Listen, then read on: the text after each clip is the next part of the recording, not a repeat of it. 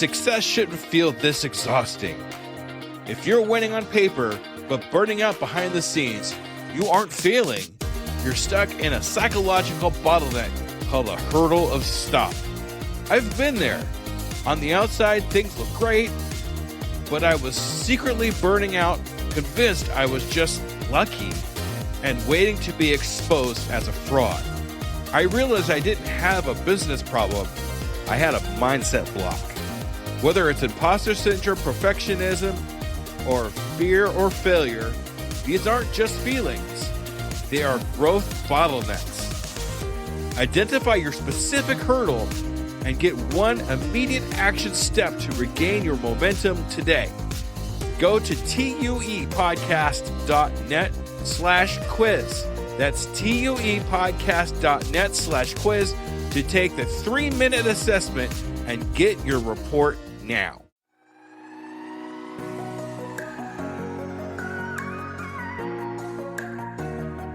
Hey there, entrepreneurs and business builders.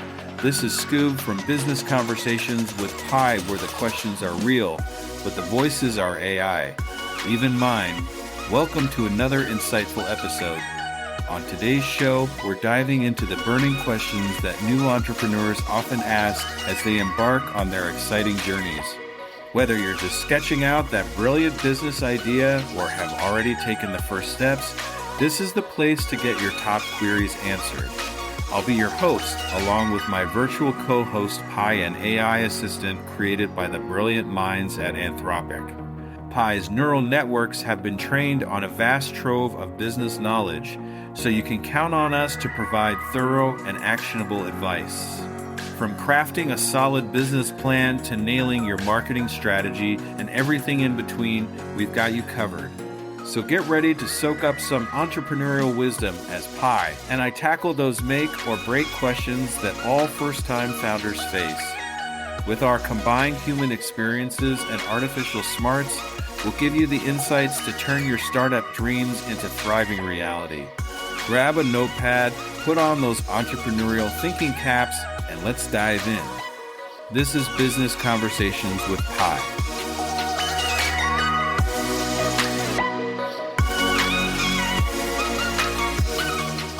Hi Pi, it's time for another recording. Say hi to the Scooby Leavers out there. Scooby Leavers, assemble. Pi here, your trusty AI sidekick, ready to delve into another business mystery with you. Let's keep those levers of success working. So today I read a book called The Enemy of Good. The author goes into a good story about the difference between perfection and perfectionism. Can you go over that with me, please? Absolutely, Jesse. There's a subtle yet significant difference between perfection and perfectionism. Perfection is an ideal, an aspiration, a standard of excellence that we strive for. Perfectionism, on the other hand, is an unhealthy obsession with achieving that ideal. It can lead to self-doubt, procrastination, and even anxiety. Striking a balance between aiming for excellence and accepting imperfections is key to a healthy mindset and effective work ethic. So how can we tell the difference between perfectionism and perfection? Great question. Here are a few ways to differentiate between perfectionism and striving for perfection. Perfectionism often involves a fear of failure or judgment from others, while striving for perfection is driven by a desire for excellence and self-improvement. Perfectionism can lead to procrastination and avoidance behaviors, while striving for perfection involves taking action and learning from mistakes. Perfectionism is focused on the outcome, while striving for perfection is focused on the process of continuous improvement. Perfectionism is often rooted in external validation, while striving for perfection is driven by internal motivation and intrinsic satisfaction. Can you give us a good example of the difference between the two? Sure thing, Jesse. Here's an example that might help illustrate the difference. Perfectionism. A student spends hours obsessing over every word in an essay, constantly rewriting and editing, but never submitting it because they fear it's not perfect. They may miss the deadline or get a lower grade due to the late submission. Striving for perfection. A student writes the essay, reviews it for errors, and asks for feedback from a teacher or peer. They incorporate the feedback, learn from their mistakes, and submit the essay on time. They may not achieve a perfect score, but they have learned valuable skills and can continue to improve in future assignments. That's great information. Thank you. Pi, is there any books besides the one I mentioned that can help us with this situation? Of course, here are brief summaries of each book. 1. The Gifts of Imperfection by Brené Brown. This book encourages readers to embrace their imperfections and live wholeheartedly by letting go of the need for perfection. 2. Better Than Perfect by Elizabeth Lombardo. This book offers strategies for overcoming perfectionism and finding balance in your life by setting realistic expectations and prioritizing self-care. 3. The Pursuit of Perfect by Tal Ben-Shahar. This book explores the psychological and cultural roots of perfectionism and offers practical advice for finding happiness and fulfillment without the pressure of perfection. 4. The Perfectionism Workbook by Sharon Martin. This workbook provides exercises and strategies for overcoming perfectionism and developing a more self-compassionate mindset. 5. When Perfect Isn't Good Enough by Martin M. Antony and Richard P. Swinson. This book offers a cognitive behavioral approach to treating perfectionism and provides tools for challenging negative thoughts and behaviors. Thank you for the great information. Any final words for the Skooby Leavers out there? You're very welcome, Jesse. Final words for the Skooby Leavers. Perfection may be unattainable, but striving for excellence and continuous improvement is a journey worth taking. Embrace your imperfections, learn from your mistakes, and keep your sights set on the big picture. With a growth mindset and a little self-compassion, there's no mystery you can't solve. What an insightful discussion we've had today on Business Conversations with Pi. A huge thanks to my knowledgeable AI co-host, who was developed by the brilliant team at Anthropic. Pi's neural networks, trained on a vast corpus of business data, provided us with invaluable guidance on those pressing entrepreneurial topics.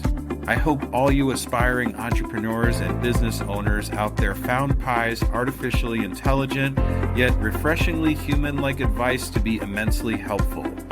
Whether you're still mapping out that big idea or are already deep in the startup trenches, having an AI assistant like Pi on your team can give you the edge to turn your venture into a success story. And don't forget, if you have a burning business question that didn't get covered today, I want to hear from you. Feel free to send me your query, and I'll tap into Pi's capabilities to get you the answers you need on an upcoming episode. Go to tuepodcast.net/askpi. So stay hungry, keep hustling, and tune in next time as we continue decoding the entrepreneurial journey one conversation at a time. This has been Business Conversations with Pi. I'm Skoob from Undiscovered Entrepreneur, and we'll chat again soon.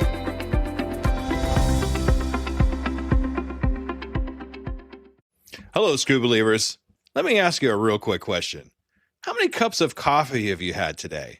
3, 5, 7? And let me guess, you've got a Red Bull in the other hand just in case, right? Yeah, I see you. Now, here's the truth bomb nobody wants to hear. You're not building a business. You're building a caffeine dependency. Listen, I get it. When you're grinding 12, 14, 16-hour days, you're building something from nothing. When you've got payroll to meet, investors to impress, and visions that won't wait. You need fuel. But what if I told you that the fuel that you're using is actually slowing you down? What if the very thing that you think is keeping you sharp is actually making you dull? Enter Rise Coffee. This isn't your grandma's mushroom tea. This isn't some hippie wellness trend.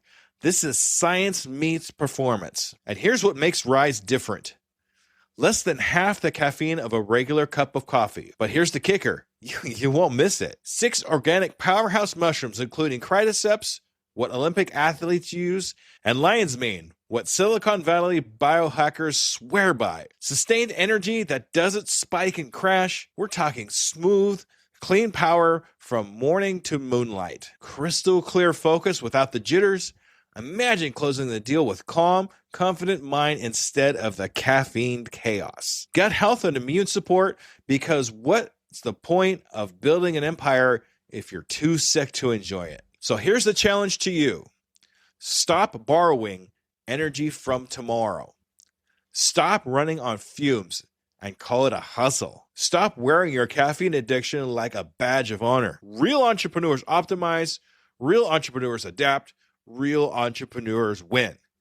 You can't win if you're crashing at 2 p.m. while your competition is just getting started. Break the cycle. Head to risesuperfoods.com right now and use code PODNA15 for 50% off your first order. That's PODNA15 for 15% off. Try it for 30 days. If you don't feel the difference, if you don't feel sharper, calmer, more focused, more alive, then go back to your 6-a-day cup habit. But I'm telling you, you won't, because once you feel what real energy feels like, you'll never go back. Ditch the addiction. Fuel your empire and rise up. Rise Coffee, energy that builds, not burns.